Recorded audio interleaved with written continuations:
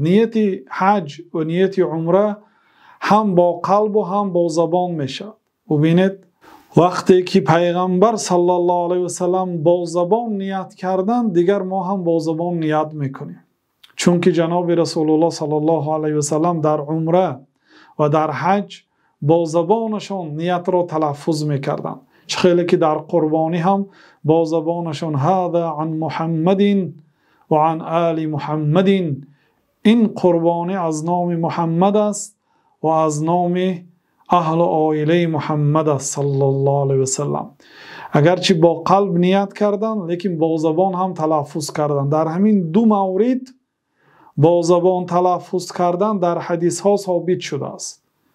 اما در غیر این دو عبادت، در نماز و در طهارت و در دیگر عملها، در غسل و از پیامبر صلی الله علیه و سلم وارد نشده است که نیت را با زبان تلفظ کرده باشند، بلکه نیت محلها القلب، محل نیت این قلب است.